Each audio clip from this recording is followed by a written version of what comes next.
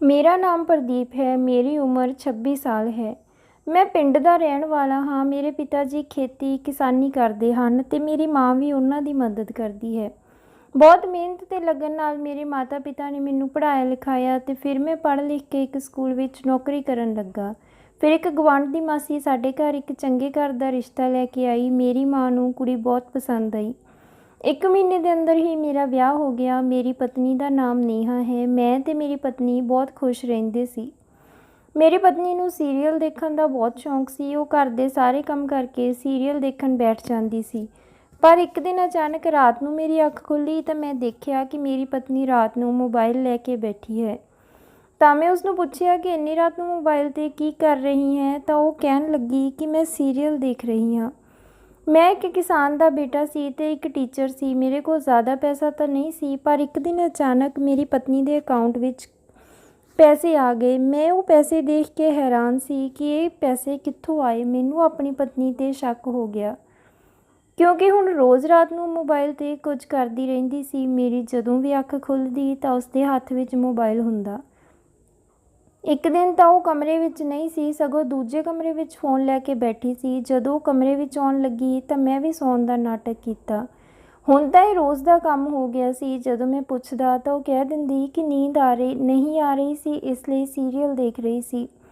ਤੁਹਾਡੀ ਨੀਂਦ ਨਾ ਖਰਾਬ ਹੋਵੇ ਇਸ ਲਈ ਦੂਜੇ ਕਮਰੇ ਵਿੱਚ ਚਲੀ ਜਾਂਦੀ ਹਾਂ। ਮੇਰੀ ਤਨਖਾਹ ਤਾਂ ਜ਼ਿਆਦਾ ਨਹੀਂ ਸੀ, ਪਰ ਜਿੰਨੀ ਵੀ ਸੀ ਅਸੀਂ ਓਨੇ ਵਿੱਚ ਖੁਸ਼ ਸੀ। ਪਰ ਆਪਣੀ ਪਤਨੀ ਦੀਆਂ ਹਰਕਤਾਂ ਦੇਖ ਕੇ ਮੈਨੂੰ ਉਸ 'ਤੇ ਸ਼ੱਕ ਹੋਣ ਲੱਗਿਆ ਸੀ। ਕਿਤੇ ਮੇਰੀ ਪਤਨੀ ਕੋਈ ਗਲਤ ਕੰਮ ਤਾਂ ਨਹੀਂ ਕਰ ਰਹੀ ਸੀ। ਹੋ ਸਕਦਾ ਹੈ ਉਹ ਪੈਸਿਆਂ ਦੀ ਕਮੀ ਕਰਕੇ ਉਹ ਕਿਸੇ ਗਲਤ ਰਸਤੇ ਨਾ ਪੈ ਗਈ ਹੋਵੇ। ਮੇਰੇ ਵਿੱਚ ਉਸ ਬਾਰੇ ਕੁਝ ਗਲਤ ਸੋਚਣ ਦੀ ਹਿੰਮਤ ਨਹੀਂ ਸੀ, ਪਰ ਮੈਨੂੰ ਉਸ 'ਤੇ ਸ਼ੱਕ ਹੋਣ ਲੱਗਿਆ ਸੀ। ਮੇਰੇ ਦਿਮਾਗ ਵਿੱਚ ਬਹੁਤ ਕੁਝ ਚੱਲ ਰਿਹਾ ਸੀ। ਮੈਂ ਬੱਚਿਆਂ ਨੂੰ ਵੀ ਧਿਆਨ ਨਾਲ ਨਹੀਂ ਪੜ੍ਹਾ ਰਿਹਾ ਸੀ।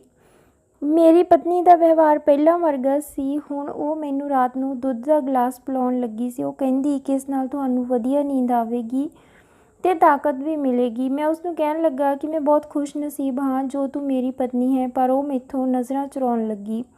ਉਸ ਦੇ ਚਿਹਰੇ 'ਤੇ ਅਜੀਬ ਜਿਹੀ ਮੁਸਕਰਾਹਟ ਸੀ, ਪਰ ਮੈਂ ਇਸ ਨੂੰ ਆਪਣਾ ਵਹਿਮ ਸਮਝ ਕੇ ਭੁੱਲ ਗਿਆ। ਉਹ ਰੋਜ਼ ਮੈਨੂੰ ਦੁੱਧ ਪਿਲਾਉਣ ਲੱਗੀ, ਜਿਸ ਨੂੰ ਪੀ ਕੇ ਮੈਨੂੰ ਗੂੜ੍ਹੀ ਨੀਂਦ ਆ ਜਾਂਦੀ। ਮੇਰਾ ਸ਼ੱਕ ਵੱਧਦਾ ਜਾ ਰਿਹਾ ਸੀ। ਮੈਂ ਆਪਣੀ ਪਤਨੀ ਨੂੰ ਬਹੁਤ ਪਿਆਰ ਕਰਦਾ ਸੀ, ਇਸ ਲਈ ਉਸਦੀ ਬੇਵਫਾਈ ਬਾਰੇ ਸੋਚ ਕੇ ਵੀ ਮੇਰਾ ਦਿਲ ਤੜਫ ਉੱਠਦਾ। ਮੈਂ ਰਾਤ ਨੂੰ ਦੁੱਧ ਪੀ ਕੇ ਸੌਂਦਾ, ਫਿਰ ਸਵੇਰੇ ਹੀ ਉੱਠਦਾ। ਮੈਂ ਸੋਚਣ ਲੱਗਿਆ ਕਿ ਕਿਤੇ ਮੇਰੀ ਪਤਨੀ ਦੁੱਧ ਵਿੱਚ ਕੁਝ ਮਿਲਾਉਂਦੀ ਤਾਂ ਨਹੀਂ, ਜਿਸ ਨਾਲ ਮੈਨੂੰ ਗੂੜ੍ਹੀ ਨੀਂਦ ਆ ਜਾਂਦੀ ਹੋਵੇ। ਇੱਕ ਦਿਨ ਖਾਣਾ ਖਾ ਕੇ ਬਿਨਾਂ ਦੁੱਧ ਪੀਤੇ ਹੀ ਸੌਂ ਗਿਆ। ਜਦੋਂ ਰਾਤ ਨੂੰ ਉੱਠਿਆ ਤਾਂ ਮੇਰੀ ਪਤਨੀ ਦੂਜੇ ਕਮਰੇ ਵਿੱਚ ਫ਼ੋਨ ਦੇਖ ਰਹੀ ਸੀ।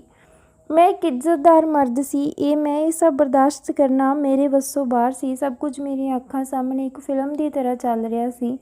ਹੁਣ ਤਾਂ ਮੇਰੀ ਪਤਨੀ ਮੇਰੇ ਨਾਲ ਜ਼ਿਆਦਾ ਗੱਲ ਵੀ ਨਹੀਂ ਕਰਦੀ ਸੀ। ਸਮੇਂ ਦੇ ਨਾਲ ਨਾਲ ਸਾਡੇ ਵਿੱਚ ਦੂਰੀ ਵੱਧ ਰਹੀ ਸੀ।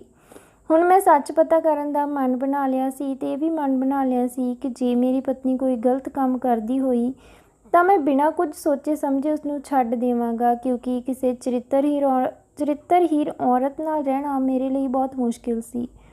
ਹੁਣ ਤਾਂ ਉਹ ਮੇਰੇ ਵੱਲ ਜ਼ਿਆਦਾ ਧਿਆਨ ਨਾ ਦਿੰਦੀ। ਉਸਨੂੰ ਤਾਂ ਬਸ ਇਹ ਹੁੰਦਾ ਕਿ ਮੈਂ ਦੁੱਧ ਪੀ ਕੇ ਜਲਦੀ ਸੌਂ ਜਾਵਾਂ ਤਾਂ ਕਿ ਉਹ ਆਪਣੇ ਮੋਬਾਈਲ 'ਤੇ ਲੱਗ ਜਾਵੇ।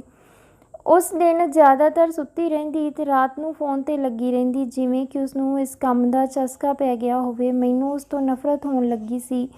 ਮੈਨੂੰ ਲੱਗਦਾ ਕਿ ਉਹ ਫ਼ੋਨ 'ਤੇ ਗੈਰ ਮਰਦਾਂ ਨਾਲ ਮਨ ਬਹਿਲਾਉਂਦੀ ਹੈ। ਕਿ ਮੇਰੇ ਪਿਆਰ ਵਿੱਚ ਕੋਈ ਕਮੀ ਰਹਿ ਗਈ ਸੀ ਜੋ ਮੇਰੀ ਪਤਨੀ ਇਸ ਤਰ੍ਹਾਂ। ਮੈਂ ਤਾਂ ਉਸਦੀ ਬਹੁਤ ਇੱਜ਼ਤ ਕਰਦਾ ਸੀ। ਫਿਰ ਇੱਕ ਦਿਨ ਮੈਂ ਘਰ ਦਾ ਇੰਟਰਨੈੱਟ ਕਨੈਕਸ਼ਨ ਕਟਵਾ ਦਿੱਤਾ। ਮੈਂ ਦੇਖਣਾ ਚਾਹੁੰਦਾ ਸੀ ਕਿ ਫਿਰ ਨੇਹਾ ਕੀ ਕਰਦੀ ਹੈ। ਜਦੋਂ ਮੈਂ ਘਰ ਆਇਆ ਤਾਂ ਉਹ ਪਰੇਸ਼ਾਨ ਲੱਗ ਰਹੀ ਸੀ। ਫਿਰ ਉਹ ਮੈਨੂੰ ਕਹਿਣ ਲੱਗੀ ਕਿ ਇੰਟਰਨੈੱਟ ਨਹੀਂ ਚੱਲ ਰਿਹਾ, ਤਾਂ ਮੈਂ ਕਿਹਾ ਕਿ ਕੋਈ ਖਰਾਬੀ ਹੋਵੇਗੀ। ਤੂੰ ਪਰੇਸ਼ਾਨ ਕਿਉਂ ਹੋ ਰਹੀ ਹੈ? 1-2 ਦਿਨ ਤੱਕ ਚੱਲ ਪਵੇਗਾ। ਜੇ ਤੂੰ ਸੀਰੀਅਲ ਨਹੀਂ ਵੀ ਦੇਖੇਂਗੀ ਤਾਂ ਕੀ ਫ਼ਰਕ ਪੈਂਦਾ ਹੈ? ਸਾਰਾ ਦਿਨ ਸੀਰੀਅਲ ਹੀ ਦੇਖਦੀ ਰਹਿੰਦੀ ਹੈ। ਥੋੜ੍ਹਾ ਧਿਆਨ ਪਰਿਵਾਰ ਵੱਲ ਵੀ ਕਰ ਲੈ।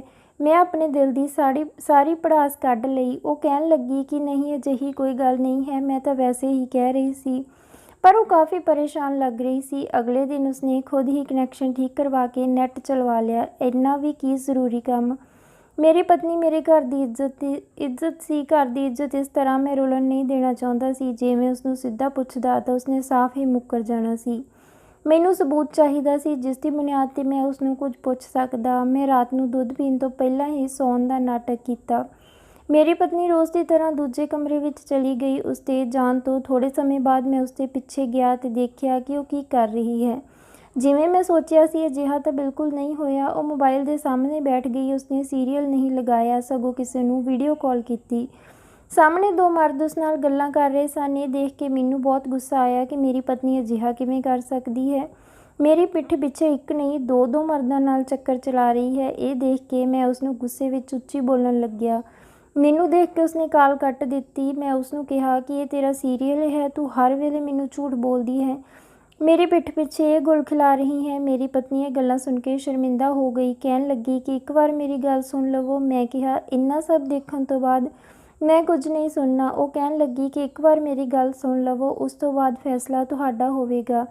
ਮੈਂ ਜਦੋਂ ਵਿਆਹ ਕਰਕੇ ਇਸ ਘਰ ਵਿੱਚ ਆਈ ਤਾਂ ਬਹੁਤ ਖੁਸ਼ ਸੀ, ਪਰ ਵੱਧਦੀਆਂ ਜ਼ਰੂਰਤਾਂ ਅਤੇ ਪੈਸਿਆਂ ਦੀ ਕਮੀ ਕਰਕੇ ਮੈਂ ਇਹ ਕੰਮ ਸ਼ੁਰੂ ਕੀਤਾ। ਤੁਸੀਂ ਤਾਂ ਪਹਿਲਾਂ ਹੀ ਪਰੇਸ਼ਾਨ ਰਹਿੰਦੇ ਸੀ, ਇਸ ਲਈ ਮੈਂ ਤੁਹਾਨੂੰ ਕੁਝ ਨਾ ਕਹਿ ਸਕੀ। ਘਰ ਦੇ ਖਰਚੇ ਪੂਰੇ ਨਹੀਂ ਹੋ ਰਹੇ ਸਨ। ਮੈਨੂੰ ਮੇਰੀ ਇੱਕ ਸਹੇਲੀ ਨੇ ਇਸ ਕੰਮ ਬਾਰੇ ਦੱਸਿਆ।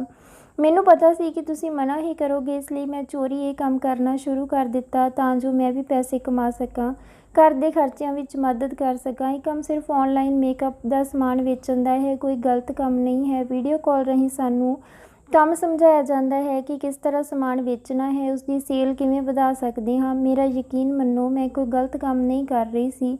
ਤੁਸੀਂ ਮੈਨੂੰ ਕੰਮ ਨਾ ਕਰਨ ਦਿੰਦੇ, ਬਸ ਇਸੇ ਕਰਕੇ ਤੁਹਾਡੇ ਤੋਂ ਚੋਰੀ ਮੈਂ ਕੰਮ ਕਰਦੀ ਸੀ, ਇਸ ਲਈ ਤੁਹਾਨੂੰ ਝੂਠ ਬੋਲ ਦਿੰਦੀ ਸੀ। ਮੇਰਾ ਕੋਈ ਗਲਤ ਇਰਾਦਾ ਨਹੀਂ ਸੀ, ਮੈਂ ਤਾਂ ਬਸ ਤੁਹਾਡੀ ਮਦਦ ਕਰਨਾ ਚਾਹੁੰਦੀ ਸੀ। ਆਪਣੀ ਪਤਨੀ ਦੀਆਂ ਗੱਲਾਂ ਸੁਣ ਕੇ ਮੈਨੂੰ ਆਪਣੀ ਸੋਚ 'ਤੇ ਸ਼ਰਮ ਆ ਰਹੀ ਸੀ।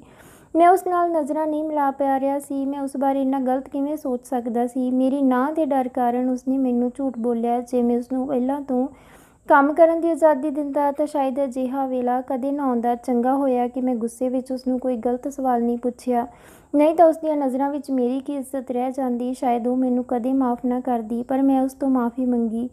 ਹੁਣ ਉਹ ਮੇਰੇ ਸਾਹਮਣੇ ਹੀ ਆਪਣਾ ਕੰਮ ਕਰਦੀ ਹੈ ਤੇ ਕਦੇ-ਕਦੇ ਮੈਂ ਵੀ ਉਸਦੀ ਮਦਦ ਕਰ ਦਿੰਦਾ ਹਾਂ। ਦੋਸਤੋ, ਰਿਸ਼ਤੇ ਵਿੱਚ ਵਿਸ਼ਵਾਸ ਬਹੁਤ ਜ਼ਰੂਰੀ ਹੈ। ਮੇਰੀ ਪਤਨੀ ਨੂੰ ਮੇਰੇ 'ਤੇ ਵਿਸ਼ਵਾਸ ਕਰਕੇ ਆਪਣੇ ਕੰਮ ਬਾਰੇ ਪਹਿਲਾਂ ਹੀ ਦੱਸਣਾ ਚਾਹੀਦਾ ਸੀ ਤੇ ਮੈਨੂੰ ਵੀ ਉਸ 'ਤੇ ਸ਼ੱਕ ਕਰਨ ਦੀ ਬਜਾਏ ਉਸ 'ਤੇ ਭਰੋਸਾ ਕਰਨਾ ਚਾਹੀਦਾ ਸੀ ਤੇ ਫਿਰ ਆਪਣੇ ਮਨ ਵਿੱਚ ਉੱਠ ਰਹੇ ਸਵਾਲ ਨੂੰ ਉਸਨੂੰ ਦੱਸ ਕੇ ਸੱਚ ਪਤਾ ਕਰਨਾ ਚਾਹੀਦਾ ਸੀ। ਸ਼ੱਕ ਨਾਲ ਬਹੁਤ ਘਰ ਤਬਾਹ ਹੋ ਜਾਂਦੇ ਹਨ। ਤਾਂ ਦੋਸਤੋ, ਇਹ ਸੀ ਅੱਜ ਦੀ ਕਹਾਣੀ। ਉਮੀਦ ਕਰਦੇ ਹਾਂ ਤੁਹਾਨੂੰ ਪਸੰਦ ਆਈ ਹੋਵੇਗੀ। ਤਾਂ ਵੀਡੀਓ ਨੂੰ ਲਾਈਕ ਤੇ ਸ਼ੇਅਰ ਜ਼ਰੂਰ ਕਰ ਦਿਓ ਤੇ ਚੈਨਲ ਨੂੰ ਵੀ ਜ਼ਰੂਰ ਸਬਸਕ੍ਰਾਈਬ ਕਰਿਓ।